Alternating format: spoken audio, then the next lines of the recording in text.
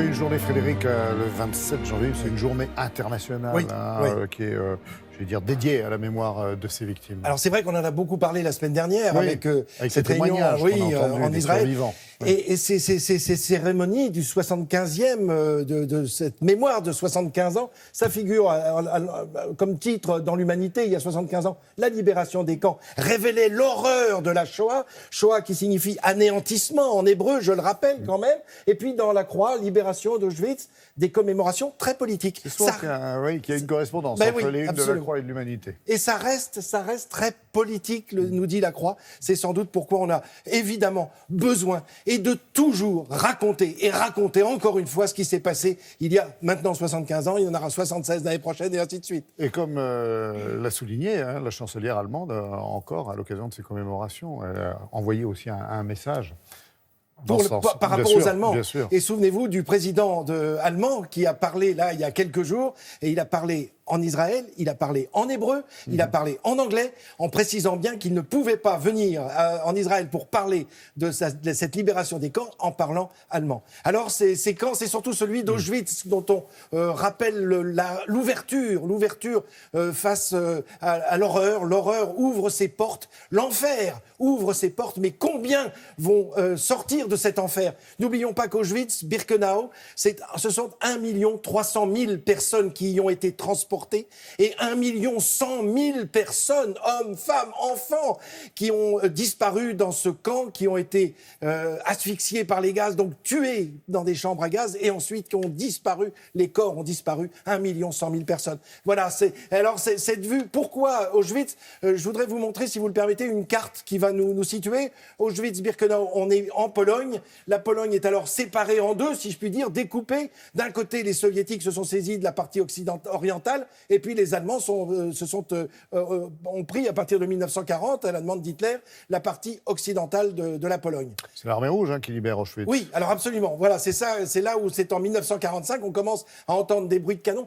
Je voudrais juste dire un mot quand même pour dire Hitler arrive au pouvoir en janvier 1933. Il devient chancelier. En mars 1933, il a les pleins pouvoirs. Et en mars 1933, on construit déjà le premier camp, qui est alors un camp de concentration à Dachau, qui est à 27 km de Munich. Ce sont que des symboles, mais c'est pour dire que c'est dès le début cette volonté d'enfermer les opposants. Alors là, on y était, et Jérôme nous en a parlé il y a un instant.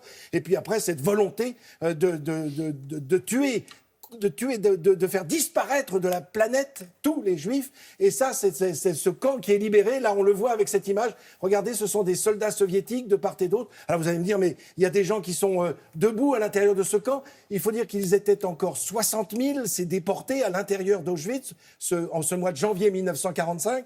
Les SS prennent peur. Ne croyez surtout pas que la peur vient de changer de camp. Elle est toujours là, la peur. Non, ils prennent peur parce qu'ils entendent les canons soviétiques approcher. Ces canons et ces hommes qui vont libérer ce camp, l'ouvrir au monde et découvrir des choses d'effroyables. Alors les SS ayant pris peur, à partir du 15 janvier, il y a ces marches de la mort, ce qu'on appelle les marches de la mort. Ce sont 60 000 déportés qui vont être transportés, mais à pied, ou alors montés sur des trains qui sont juste des plateformes, avec un froid de gueux, il fait moins 20 degrés, pour rejoindre d'autres camps de concentration et d'extermination qui sont, eux, en Allemagne et non plus sur le territoire polonais, comme on peut le découvrir sur cette carte.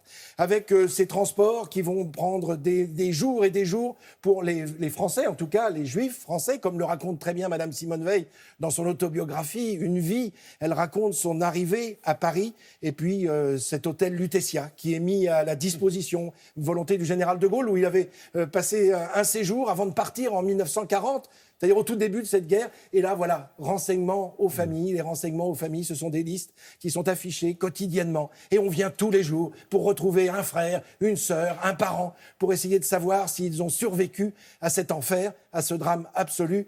Et puis, vous vous souvenez de cette porte d'entrée dans ce camp d'extermination d'Auschwitz, avec ces trois mots. Arbeit macht frei. Qui veut dire... La liberté par le travail. La liberté par le travail, parce que dans ces camps, on y travaillait. Quand on n'avait pas été exterminé tout de suite, c'est-à-dire dès qu'à la descente du train, il y avait déjà une décision de vous faire disparaître immédiatement ou d'attendre dans un drame affreux avec une cheminée qui faisait sortir des fumées. Et on disait, vos parents, vous les cherchez? Les cherchez pas. Ils viennent de sortir de la cheminée, c'est une horreur. Plus d'1 million de personnes exterminées. Rien qu'à Auschwitz. En 5 ans, entre 40 45. Merci Frédéric, merci Jérôme pour cette évocation. J'en profite pour dire qu'à la suite de ces commémorations, France 2 et notre partenaire France Culture vous propose une soirée continue sur l'antisémitisme, sur ses origines, des origines aussi à nos jours, justement, avec la diffusion de 2 documentaires inédits, il faut le préciser, et d'un débat qui sera animé ce soir par Julien Buget. C'est demain soir. Pardon, c'est demain, oui, excusez-moi, à partir de c'est demain 21h05. Demain, mardi, bien entendu.